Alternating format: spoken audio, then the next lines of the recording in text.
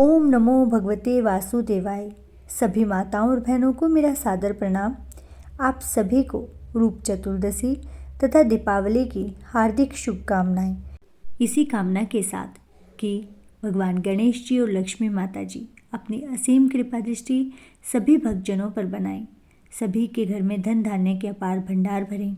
हम आज की कार्तिक मास महात्म्य के अध्याय 15 की कथा का रसपान करते हैं। आगे सूत जी कहने लगे, अब सब व्रतों में उत्तम व्रत और मोक्ष को देने वाले एकादशी के व्रत का महात्म्य सुनो। एकादशी तिथि कृष्ण पक्ष की हो या शुक्ल पक्ष की, इसमें अन्न नहीं खाना चाहिए। जो एकादशी को अन्न खाता है वह पापों का भक्षण करता है। एकादशी का व्रत माता के समान उसकी रक्षा करता है। नारद जी कहने लगे कि हे राजन, अब एक इतिहास सुनो। नर्मदा के तट पर गाल्व ऋषि का अति शोभायमान आश्रम था।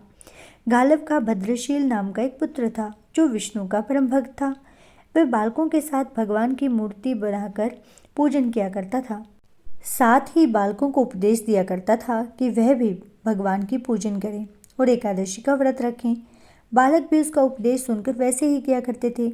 अपने पुत्र के चरित्र को देखकर एक समय उसके पिता गालेय ऋषि ने उससे पूछा कि भद्रशील, तुम सदैव भगवान विष्णु की पूजा में लगे रहते हो, ये उपदेश तुमको किसने दिया? यह बात सुनकर भद्रशील कहने लगा कि पिताजी, मैं आपको अपने पूर्व जन्म का वृतांत सुनाता हूँ। पहले जन्म में मेरा जन्म चंद्रवंश में हुआ था। मेरा नाम कर्म कीर्ति था। दत्तात्रेय जी से मैंने शिक्षा दीक्षा ग्रहण की। मैंने 1000 वर्ष तक राज्य किया। उस काल में मैंने अनेक धर्म तथा पाप के कर्म भी किए, परंतु दैववश मैं बुरी संगत में पड़ गया और वेद मार्ग छोड़कर पाखंड मार्ग पर चल पड़ा। मेरे इन आचरणों को देखकर प्रजा भी पाप के कर्म करने लगी। इस प्रकार धर्मशास्त्रों के कथनानुसार प्रजा के पाप का 6वां भाग मुझको भी मिलने लगा। एक दिन हम शिकार खेलने के लिए वन में गए, अतएव सारे दिन भूखे और प्यासे ही रहे। खाने को कुछ नहीं मिला। घूमते फिरते हम मार्ग भी भूल गए और शाम को नर्मदा नदी के किनारे पर पहुंच गए। उस दिन एकादशी का व्रत होने के कारण वहां पर एकत्रित अनेक वैष्णव भगवान का कीर्तन कर रहे थे। मैं भी भूखा प्यासा रहकर रात भर वहीं पर पड़ा रहा, मगर प्रातःकाल होते ही भूख प्यास से दुखी होकर मेरे प्राण निकल गए। उसी समय यमराज के दूत मुझको पापी समझकर मारते पीटते हुए यमराज के पास ले गए। यमराज ने चित्रगुप्त से मेरे सब पाप और पुण्य का लेखा मांगा। तब चित्रगुप्त ने विचार कर कहा कि इसने एकादशी का व्रत किया था, उसकी वजह से इसके प्राण निकल गए। इस कारण इसके समस्त पाप क्षय हो गए हैं। यह सुनकर यमराज तत्काल अपने सिंहासन से उठकर खड़े हो गए और हाथ जोड़कर मुझसे बोले कि क्षमा करना, हमसे भूल हो गई। साथ ही मुझको नमस्कार भी किया। फिर अपने दूतों को धमका कर कहने लगे, जो मनुष्य भगवान के नामों का जाप करता हो उसको कभी हमारे सामने मत लाओ। किसी ने अनजाने में भी एकादशी का व्रत किया हो तो भी उसे हमारे पास आने की आवश्यकता नहीं पड़ती है।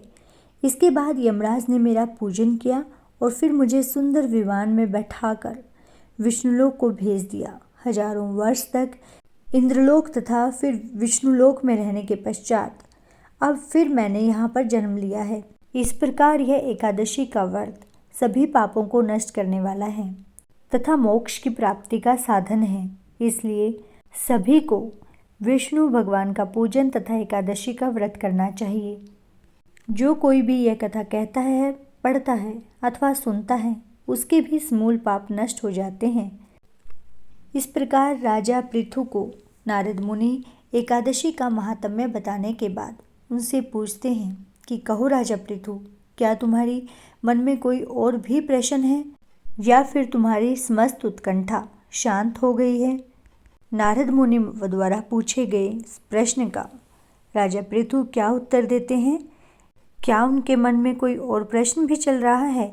यह सब जानने के लिए हमारे साथ जुड़े रहिए और कल हमारे साथ कार्तिक मास महात्म्य के अध्याय 16 की कथा का श्रवण कीजिए। आशा है आपको ये वीडियो अच्छी लगी होगी। यदि आपको ये वीडियो अच्छी लगी है तो अपने इस चैनल को सब्सक्राइब करें। धन्यवाद।